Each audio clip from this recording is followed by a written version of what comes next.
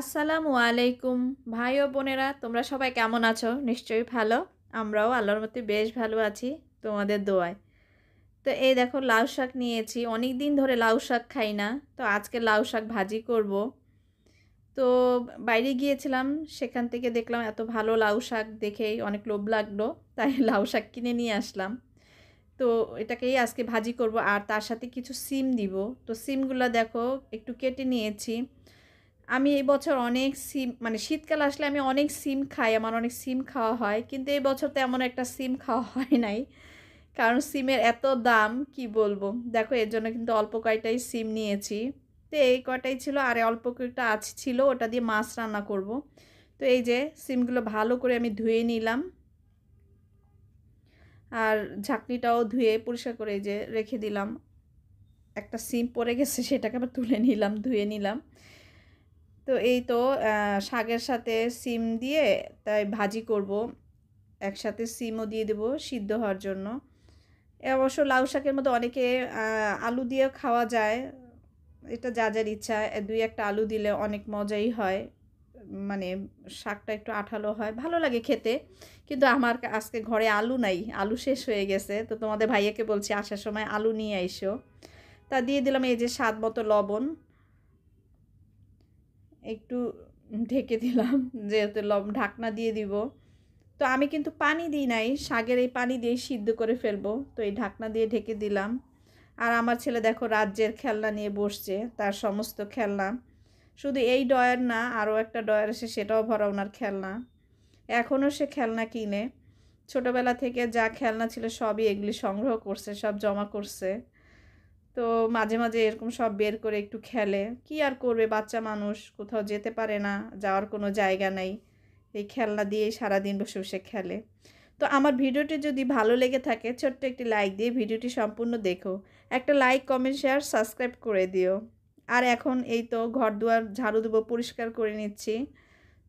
তো কোথায় যে ঝাড়ুটা রাখছি সেটার খুঁজে পাচ্ছি না।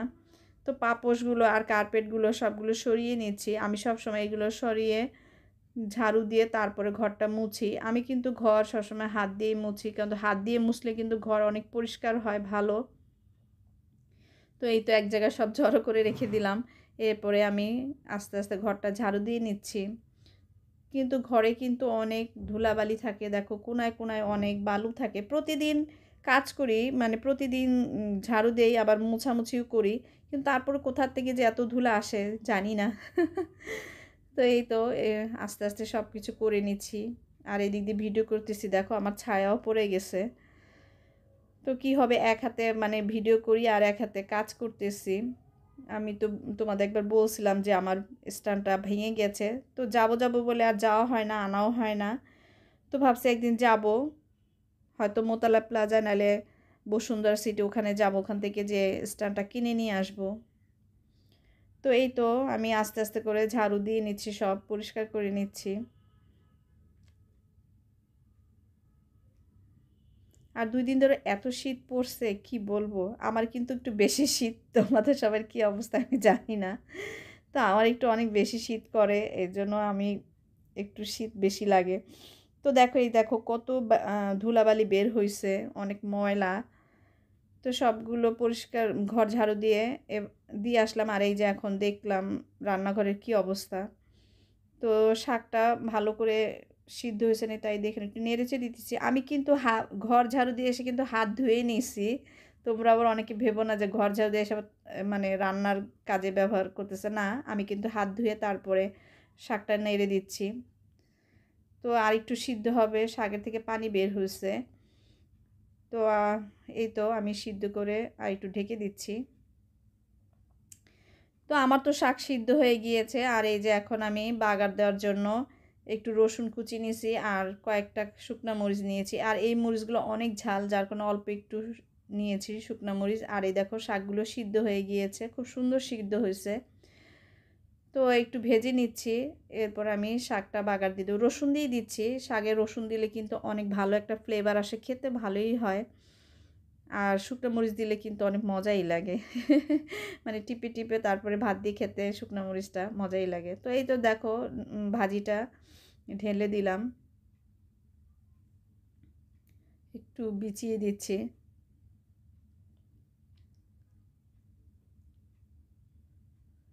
তো এই সবগুলো দিয়ে নেড়েচেড়ে নিচ্ছি একটু। যতটুকু পানি আছে এই বাগারের মধ্যে পানিটা শুকিয়ে যাবে নাড়াচাড়া করতে করতে। তো অনেকেই দেখি শাক একদম শুকনা করকরা বানায় ফেলায়, তো ওগুলা খেতে আসলে এত ভালো লাগে না। এর জন্য আমি একটু ভিজা ভিজা রাখি, শাকটা একটু ভিজা রাখলে খেতে ভালোই লাগে ভাত দিয়ে মেখে মেখে। আর লাউ শাক কিন্তু অনেক পছন্দের একটা শাক আমার। আমার সব শাকই অনেক পছন্দ, আমি অনেক শাক খাই, সবজিও খাই। তবে এবার শীতে তেমন একটা সবজি আমি খেতে পারি নাই, কারণ সবজির এত দাম, আনতে পারি না। আর এদিক দিয়ে আমার পেঁয়াজ বাটা নাই, এর জন্য আমি পেঁয়াজটা একটু কুচি কুচি করে নিচ্ছি। যেহেতু তরকারি বসাবো পেঁয়াজ তো লাগবেই, রসুনটাও কুচি করে নিব। আর এই যে তেলাপিয়া মাছ দিয়ে আর সিমগুলো দিয়ে আমি রান্না করব। দেখো কত অল্প সিম নিয়েছি। সিমের যে দাম, অল্প অল্প করে আনি আর অল্প অল্প করে খাওয়া হচ্ছে। সবসময় প্রতি শীতে কিন্তু অনেক প্লেট ভরে আমি অনেক সবজি খাই, কিন্তু এবার সবজি খাওয়ার আমার তেমন একটা হয় নাই, কারণ অনেক দাম, অনেক দাম। তোমরা তো জানোই সবাই সবজির যে কী দাম। তো যাই হোক, বাঁচতে হবে, খেতেও হবে অল্প অল্প করেও। তো এখন আমি বসাই দিব তরকারিটা। এর জন্য পেঁয়াজ মরিচ একটু ভেজে নিলাম। আর এই যে হলুদ, মরিচের গুঁড়ো, লবণ, পেঁয়াজ বাটা আর রসুন বাটা দিয়ে একসাথে এই যে কষিয়ে নিচ্ছি। তো আজকে মাছটা আমি একটু কষায় রান্না করব সিম দিয়ে, আস্তে আস্তে সিম দিয়ে। তো এর মধ্যে এখন আমি মাছটা ছেড়ে দিব, দিয়ে হালকা একটু করে কষায় নিব। তো এই তো দিয়ে দিলাম। আসলে বেশি তরকারি রান্না করি না, কারণ আমার তরকারি কালকে রান্না করা আছে, অল্প একটু তরকারি লাগবে, এর জন্যই অল্প করে আমি তরকারি একটু বসাইলাম। তো ভালো করে কষিয়ে নিলাম মাছগুলো। এরপরে আমি মাছটা উঠিয়ে তারপরে দিয়ে দিলাম সিমগুলো। এই যে সিমটা একটু ভালো করে কষাই নিব।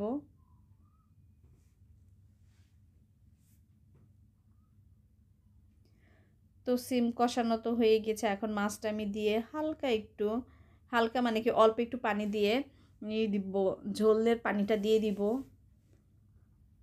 এই যে অল্প একটু পানি দিলাম, যেহেতু আমার সব কষানো হয়ে গেছে, বেশি একটা আর লাগবে না মানে সিদ্ধ করা। তো এই যে দিয়ে দিলাম, অল্প একটু পানি দিয়ে বসিয়ে দিলাম।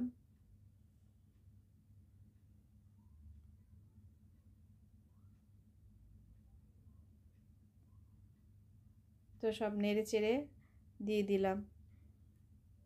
তো এই দেখো ঝোলটাও টেনে গিয়েছে, সব কিছু হয়ে গিয়েছে, গা মাখা মাখা ভাবেই রেখে দিলাম। আর এদিক দিয়ে শাকও হয়ে গেছে, এই যে এটাই আজকে আমাদের দুপুরের খাবার। আর ভাত তো রান্নাই করেছি। তো যাই হোক, খাওয়া দাওয়া শেষে ছেলে বলল, মা আজকে অনেক দিন ধরে বাইরে যাই না, চলো একটু বাইরে যাই। তাও ভাবলাম হ্যাঁ, ছেলের পরীক্ষা শেষ, বই পেলো, রেজাল্টও বের হয়ে গেল, তো চলো বাবা একটু ঘুরেই আসি। তো গেলাম একটু ঘুরতে। পাশে পাশে কি আমাদের হেঁটেই যাওয়া যায়, এটা আজিমপুর কলোনি বলে, অগ্রণী স্কুলের পাশেই। এখানে একটা পুকুর আছে, এত সুন্দর, আর এই পুকুরটা ভরা মাছ, অনেক মাছ। তা আমার ছেলে বললো, আমি এই মাছকে খাবার দিব, আমাকে কিছু মুড়ি কিনে দাও। তো ছেলেকে তো কিছু মুড়ি কিনে দিলাম। তো প্রথমে বলছে অল্প করে মুড়ি নাও, সে অল্প মুড়ি নেবে না, সে অনেক মুড়ি কিনবে, সে মাছকে অনেক খাওয়াবে। আসলে এখানে অনেকগুলা মাছ, ও তাই বলছে আমার সব মাছকে খাওয়াতে হবে। তাই এই দেখো ওই যে মুড়ি ফেলছে আর মাছগুলো এসে খাচ্ছে। তো আমার ছেলে ওই একটু একটু করে দিচ্ছে। আর এখানে একটা বাবু আসছে, এই বাবুটাও সেও ওই মাছকে খাবার দিবে। বাবুটা কিন্তু মাশাআল্লাহ অনেক কিউট, আর আমার সাথে খুব জমাই ফেলছে। তো আমাকে ধরে ধরে মাছকে খাবার দিতেছে আর এভাবে উকি দিচ্ছে। তা আমি ভাবছি না বাবা পড়ে যাবে, তো আমি এক হাত দিয়ে ওকে ধরে রাখছি। আর ও সে তারপরেও সে দেখতেছে, কিন্তু এদিক দিয়ে কিন্তু ওর মা ওকে অনেক ডাকতেছে, বাবু আসো, কিন্তু কোনো কথা নেই, সে আমাকে এত আপন করে নিছে, সে আমার সাথে গল্প গুজব করতেছে, মানে আমার সাথে মিশে গিয়েছে। ওর মা ডাকতেছে, ওর মার কাছে একদমই যাবে না, কিন্তু মাটা ভয় পাচ্ছিল যে পড়ে না যায়। আমি বলছি না আপা, কোনো ভয় নেই, আমি তো আছি, আমি ওকে ধরে রাখছি। তো আমার ছেলের সাথে গিয়ে যে মুড়ি নিচ্ছে, দাও, সে আরও দিবে, মাছকে খেতে খাবার দিবে।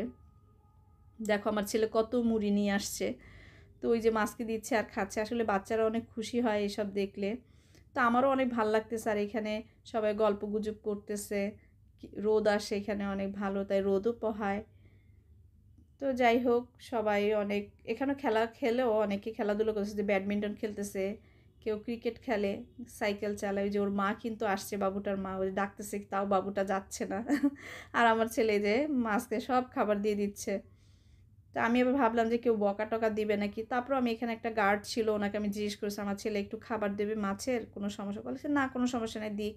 আর এই দুইটা বাবু অনেক দুষ্টু। একটা ছেলে আছে, ওকে শুধু খেপায়, সাইকেল চালাচ্ছে ছেলেটা, ওকে শুধু বকা দেয়, আর ও খুব রাগ হয়। আর রাগী, ওর রাগগুলো এত হাসির। তাই বসে বসে দেখছিলাম, ভালোই লাগতেছিল। ওই যে এই ছেলেটা সাইকেল নিয়ে যে আসতেছে, এই ছেলেটা, আর এই যে বাবুটা কিন্তু ওকে ঠিকই ভেঙে দেয়, ও আবার থুতু দিচ্ছে। আর ওর বাবা আবার বলতে, থাক বাবা তুমি এরকম করো না। যাই হোক, ছোটো বাচ্চারা যা করে এই আর কি। তো আজ এখানে বিদায় নিই, তোমরা সবাই ভালো থেকো, সুস্থ থেকো, আল্লাহ হাফেজ।